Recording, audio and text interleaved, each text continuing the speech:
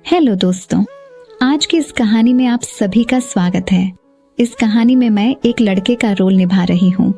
बात उन दिनों की है जब मैं 12वीं पास करके कॉलेज में पढ़ने गया था। माली हालत अच्छी न होने की वजह से मुझे पापा के पास दिल्ली जाना पड़ा और इसी बीच मैं वहीं काम भी करने लगा। समय मिलते ही मैं अपने सारे दोस्तों को मैसेज करता था। मैं शायरी का शौकीन था।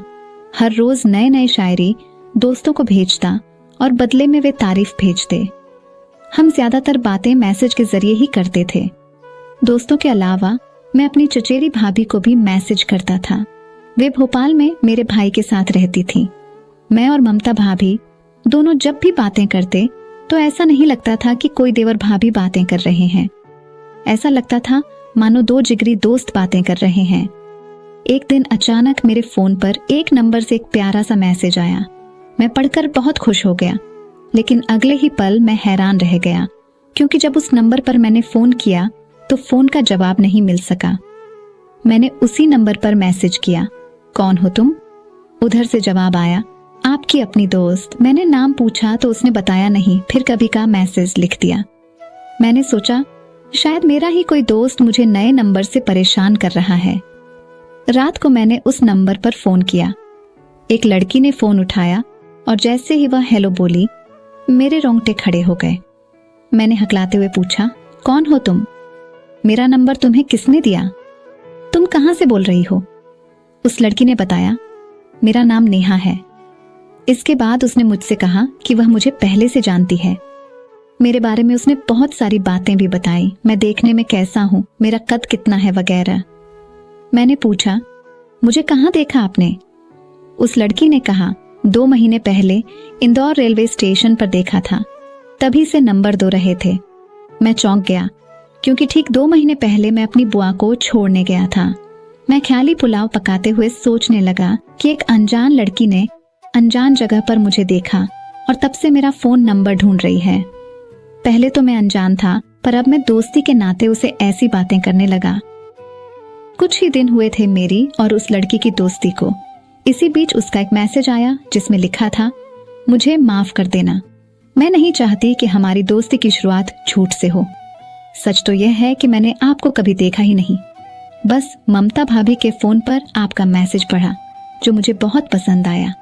इसके बाद भाभी से आपका नंबर लेकर मैसेज कर दिया। मैंने सोचा कि अगर आप पहले ही सब बता देती तो आपके बारे में इतना कुछ जानने का मौका न मिलता। इस झूठ के लिए मुझे माफ कर देना और मेरी दोस्ती को प्यार करना।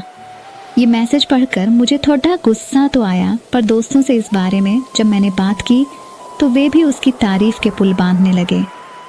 दोस्तों ने मुझे सलाह दी कि लड़की अच्छी है। तभी उसने सब सच बता दिया, और तो और वह दोस्ती भी करना चाहती है।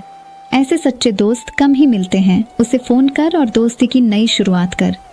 फिर क्या था, मेरा दिल बाग बाग हो उठा। अगली सुबह मैंने मैसेज किया, गुड मॉर्निंग, तो उधर से भी मैसेज आया जिसमें पूछा गया था, मुझे माफ कर दिया ना? फिर सॉरी एंड थैंक यू। दोस्ती को आगे बढ़ाने के लिए मैंने भी फिल्मी अंदाज में लिख भेजा, दोस्ती में नो थैंक्स नो सॉरी। हम दोनों की दोस्ती परवान चढ़ती गई। पहली बार घर जाते समय मैं उससे इंदौर रेलवे स्टेशन पर मिला। ट्रेन वहां ज्यादा देर नहीं रुकी, इसीलिए बातें भी ना हो सकी, सिर्फ हाय हेलो ही हो पाई। उस समय छठ पूजा की तैयारी चल रही थी। मैं घर पर ही था। ममता भाभी हर साल छठ पूजा के समय गांव आ जाती। इस बार भी वह आई, पर अकेली नहीं, नेहा भी साथ में थी।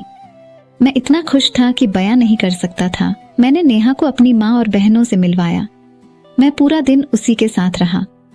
ममता भाभी कहाँ चूकने वाली थी, वे भी ताने कसती, क्यों देवर जी, क्या इसे यहीं छोड़ दूं हमेशा के लिए? भाभी को भी कहीं ना कहीं मेरी आंखों में नेहा के लिए प्यार नजर आने लगा था, क्योंकि आज से पहले ऐसा कभी नहीं हुआ कि भाभी हमारे घर आए और मैं भाभी के साथ ना रहूं, क्योंकि नेहा से पहले भाभी ही थी जो मेरा हर पल साथ देती थी। मैंने मेरी भाभी को हर बात बता रखी थी।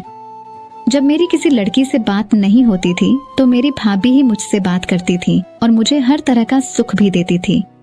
और तो और मेरा जब भी क्रिकेट वगैरह खेलने का मन होता तो मैं भाभी से कह देता था और भाभी मेरे साथ मस्त वाला क्रिकेट का खेल भी खेलती थी। लेकिन इस बार तो कुछ अलग ही हो रहा था, इसलिए भाभी मुझसे ऐसी बातें कर रही थी। भाभी की ऐसी बातें सुनकर मेरे मन में लड्डू फूटने लगते कि काश ऐसा ही होता, क्योंकि नेहा थी ही ऐसी। गोरा रंग, लंबी नाक, लंबा कद, मानो कोई अप्सरा हो। मैं मन ही मन उसे चाहने लगा था। मेरे फोन की बैटरी और पैसे खत्म हो जाते, पर बात कभी भी खत्म नहीं होती थी। हर साल छठ पूजा पर नेहा भी ममता भाभी के साथ मुझसे मिलने चली आती, लेकिन मेरी कभी हिम्मत नहीं हुई कि मैं भी कभी उसके घर जाऊं। मैं जब भी गांव आता उससे रेलवे स्टेशन पर ही मिलकर चला जाता। प्यार वह भी मुझसे करती थी, पर बोलती नहीं थी। मैं उससे प्यार का इजहार करवा कर ही रहा। अब दोस्ती भूलकर प्यार मोहब्बत की बातें होने लगी। बात शादी तक पहुंच गई। मैंने हिम्मत करके पड़ोसियों के जरिए अपने प्यार और शादी की बात माँ तक पहुंचा दी। माँ ने इस रिश्ते को एक बार में ही खारिज कर दिया। इसकी वजह यह थी कि यह उनकी बिरादरी की नहीं थी। पढ़ी लिखी है, शहर की रहने वाली है, गांव के बारे में क्या जानती है। माँ के ख्याल से शायद नेहा घर परिवार न संभाल सके। उनको ऐसी लड़की चाहिए थी जो घर को संभाल सके। घर तो नेहा संभाल ही लेती, पर माँ को कौन समझाए। पुराने ख्यालों वाली माँ जो एक बार बोल देती हैं, वही मेरे लिए पत्थर की लकीर हो जाता था। समय का पहिया अपनी रफ्तार से चलता रहा। मेरे दोस्तों, पड़ोसियों सभी ने मुझे सलाह दी कि नेहा के साथ कहीं बाहर चला जाऊं और शादी कर लूं। माँ कुछ दिन नाराज रहेगी, पर समय के साथ सब ठीक हो जाएगा। मैं आगे पीछे की सोचने लगा। जैसे हर माँ के सपने होते हैं, वैसे ही मेरी माँ के भी सपने होंगे। वे सोचते होंगे कि उनके बेटे की शादी होगी, बैंड बाजा बजेगा, वे खुशी से मारे नाचेंगे। मैंने भी सोच लिया था कि पूरे परिवार के सामने मेरी शादी होगी। वह अपनी माँ के सपनों को नहीं तोड़ सकता। एक दिन मैंने नेहा को अपने मन की बात बता दी। वह सुनकर रोने लगी। रोया तो मैं भी था। कुछ सोचकर नेहा ने कहा, आपकी शादी किसी से भी हो, पर आप हमेशा खुश रहना। माँ का दिल कभी मत तोड़ना। आप वहीं शादी कीजिए जहाँ आपकी माँ चाहती हैं। जब तक हम दोनों में से किसी ईंट की शादी नहीं होती, तब तक हम दोस्ती के नाते बातें तो कर सकते हैं। फिर नेहा छठ पूजा पर गांव नहीं आई। उसके बाद मैंने फैसला कर लिया कि मैं नेहा से एक बार तो मिलकर ही आऊंगा। फिर मैं मेरी भाभी को फोन कर दिया कि मैं आ रहा हूँ। भाभी मुझे रेलवे स्टेशन पर लेने आ गई। घर जाते ही भाभी ने मुझे अलग ही बात कह दी। भाभी ने मुझे बताया कि तुम्हारे भैया को आए हुए बहुत ज्यादा दिन हो गए हैं। मेरा तो बहुत मन कर रहा है तुम्हारे साथ मस्त वाला क्रिकेट का खेल खेलने का। फिर मैंने भाभी को बताया कि भाभी मैं यहाँ नेहा के लिए आया हूँ।